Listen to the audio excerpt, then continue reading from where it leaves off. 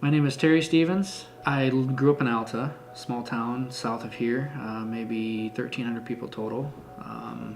Was brought up in a broken home. Grew up a lot sooner than what I anticipated. Taking care of my two younger brothers from, I'd say, from when I was 11 years old and until I was probably 14 or 15, until my stepdad came along.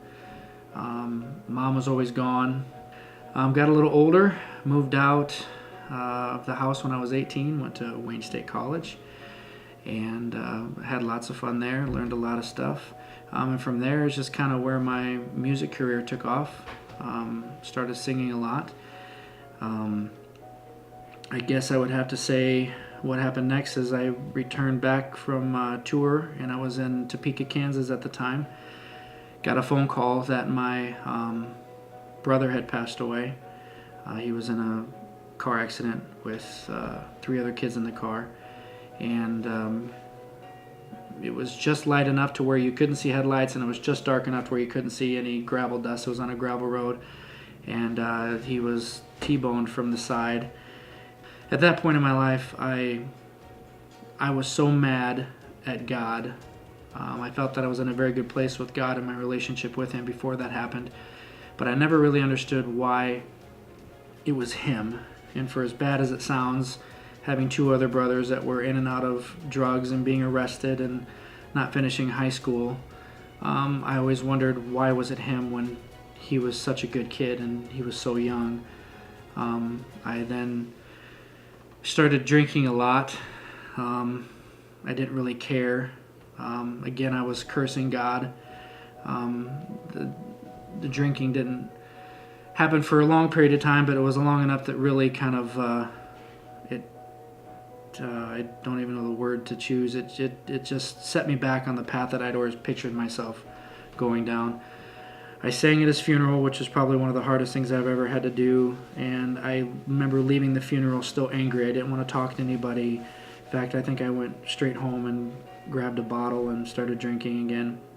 And it was probably 2 or 3 weeks later, I was in a discussion with God, telling Him how upset I was with Him and how I don't understand why He did what He did. And I got a phone call from my uncle, who was the minister at the funeral, and told me that he just wanted to let me know that over the 300 people that were there was 50 to 65 people, kids in his grade, that accepted Christ into their heart the day that he passed away at his funeral. I guess the first thing I did was I remember falling to my knees and praying and asking God for forgiveness for doubting Him and questioning Him and flat out hating Him. And I remember specifically I've never cried that hard before in my life.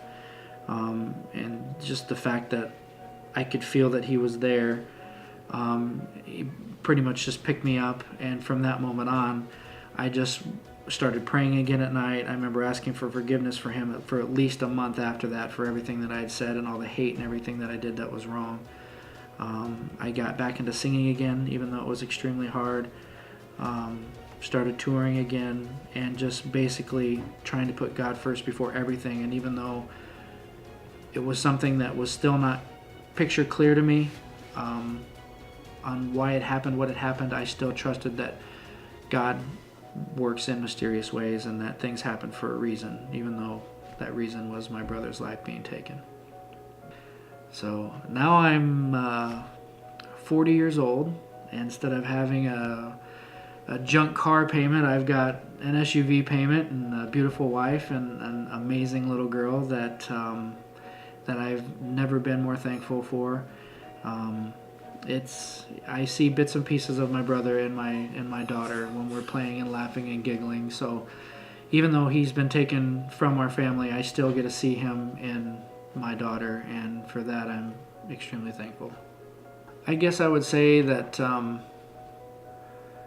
that even though there's times that you go through that are hard, that He's always there no matter what. Even when you think that you've done Him wrong, the thoughts that you get in your head that you don't deserve God, that's just the devil. That's not God telling you that. That's the devil, because he's got you where he wants you to.